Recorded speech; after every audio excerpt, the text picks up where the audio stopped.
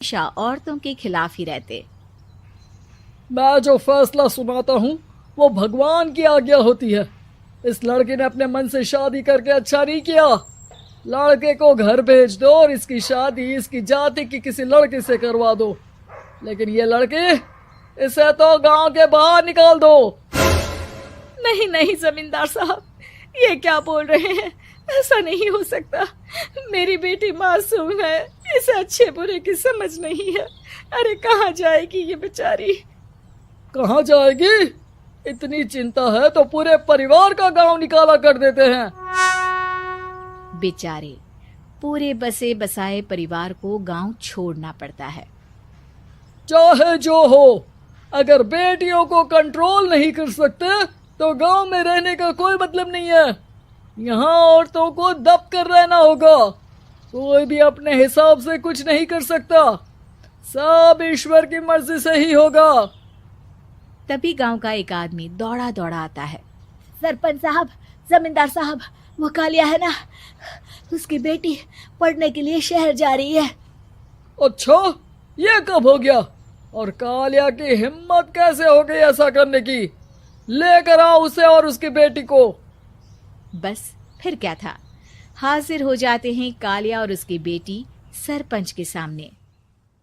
और कालिया, ये क्या सुनने में आ रहा है? बेटी को इंजीनियर बना रहा है तू? और ये बता, गांव में तो स्कूल नहीं है, फिर कहां से इतनी क्लास पास कर गई तेरी बेटी? राधा, जो कि कालिया की बेटी है, उसे लगता है कि सरपंच उसकी तारीफ कर रहे हैं। सरपंच जी, मैंने ऑनलाइन पढ़ाई की है, डिस्टेंस लर्निंग से। सभी में मैंने अच्छे नंबर पाए हैं, जिसे देखते हुए शहर की इंजीनियरिंग कॉलेज में मुझे स्कॉलरशिप मिली है। वाह जी वाह, क्या होती है ये? पहले तो ये बताओ, फिर आगे की बात करते हैं। पूरा गांव राधा की बात सुन रहा था और राधा बोलती जा रही थी। तो ऐसे मैं फ्री में एक अच्छी शिक्षा लेकर गांव में जो कुछ परेशानियां हैं, जैसे बिजली, पानी और इंटरनेट जैसी समस्याओं के लिए काम करूंगी। मैं गांव को शहर से जोड़ने के लिए पुल का निर्माण करवाने का प्रस्ताव रखूंगी। मुझे पूरी उम्मीद है कि जल्द ही हमारा गांव भी तरक्की की राह पर चल पड़ेगा। राधा की बात सुनकर सारे गांव वाले ताली बजाने लगते हैं। सरपंच को समझ नहीं आता कि वो क्या करे। चुप रह नादान लड़की। गांव के खिलाफ जाने के लिए तुझे गांव से बेदखल कर दिया जाएगा, वो भी पूरे परिवार के साथ। और हाँ, अगर ठीक से गांव में रहना चाहती है तो ये पढ़ाई लिखाई छोड़ दे। हम तेरे लिए गांव का कोई होनहार लड़का देखेंगे। तभी गांव का एक आदमी बोल पड़ता है। अरे नहीं नहीं सरपंच जी, राधा बिटिया जो बता रही है, अगर वैसा हो जाए तो हम लोगों को पैसा कमाने के लिए बाहर नहीं जाना पड़ेगा। हाँ जी, और ना ही कोसों दूर पानी के लिए भटकना पड़ेगा। हमारे बच्चे भी अच्छी पढ़ाई कर सकेंगे और आगे बढ़ेंगे, ना कि हमारी तरह खेती करते बैठेंगे।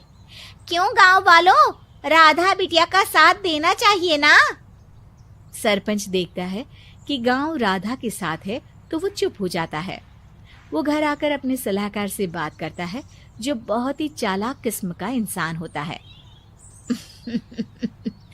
अरे सरपंच साहब, आपको बहुत ही होशियारी से काम लेना पड़ेगा।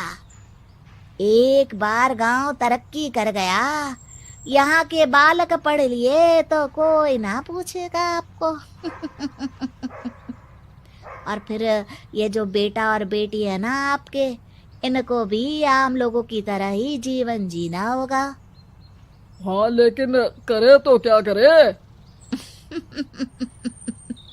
वो ना आप मुझ पर छोड़ दीजिए, बस मैं जैसा बोलूं करते जाइए। अगले रोज सुबह जब गांव वाले सोकर उठते हैं तो राधा के घर के बाहर और साथ ही वो लोग जिन्होंने राधा का सपोर्ट किया था, उनके घर के आगे लाल रंग से कल आऊंगी लिखा होता है। कल आऊंगी? ये क्या होता है? अरे यह तो खून से लिखा है, लगता है कोई भूत प्रेत या चुड़ैल का साया है। चलो सरपंच जी के पास चलते हैं। सभी सरपंच के पास जाकर उसे सारी बात बताते हैं। और ये तो बड़ी मुश्किल की बात है। चलो मैं एक बाबा को जानता हूँ, उन्हें बुला लेता हूँ। सरपंच बाबा को लेकर गांव के घर के बाहर जाता है। ओहो, तो ये वो चुड़ैल है जो उन लोगों को निशाना बनाते हैं जो गांव को बदलने का सपना देखते हैं। वो गांव को ऐसे ही संपन्न देखना चाहती है। वो नहीं चाहती कि कोई बाहरी यहाँ का कायाकल्प करे। क्या तुम लोगों में से किसी ने गांव को बदलने की सोच रखी है? तभी राधा की माँ रोते रोते आती है। मेरी राधा घर से गायब हो गई है। अरे कोई तो बचाओ, मेरी बच्ची कहाँ गई?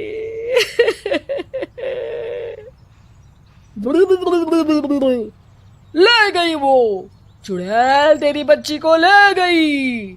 अब वो उसे श्रापित करके छोड़ेगी, उस पर चुड़ैल का साया हो जाएगा।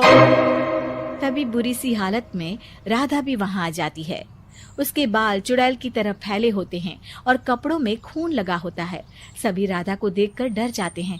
माँ, पता नहीं मुझे कौन उठा कर ले गया था।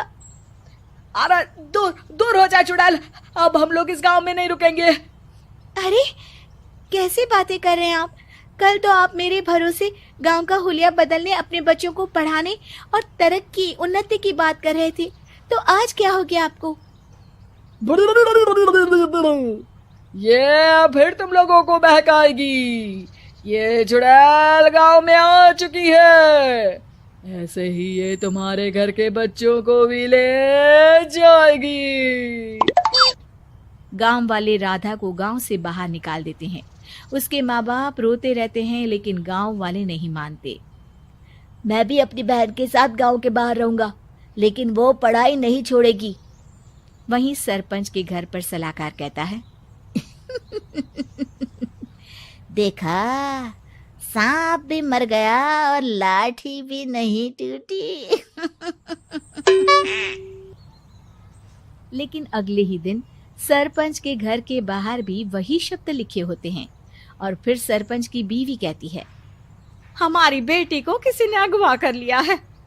तभी राधा का भाई वहां आ जाता है। अरे गांव वालों, मैंने सरपंच जी की बेटी को देखा था। वो चुड़ैल उसे उठाकर ले जा रही थी। अरे क्या मजाक कर रहे हो? नहीं नहीं सरपंच जी, आप नहीं जानते। वो चुड़ैल अब आपकी बेटी में आ जाएगी, जैसे राधा के अंदर आ गई थी। तभी सरपंच की बेटी वैसी ही हालत में वहां आती है जैसे राधा आई थी।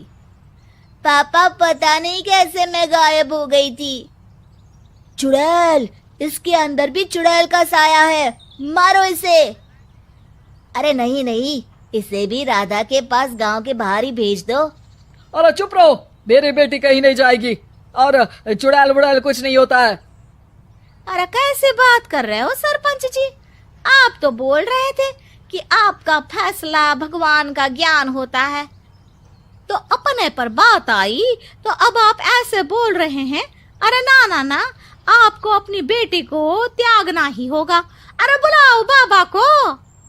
राधा का भाई बाबा को ले आता है, जिसे अब गांव वालों के डर के कारण सच बोलना पड़ता है।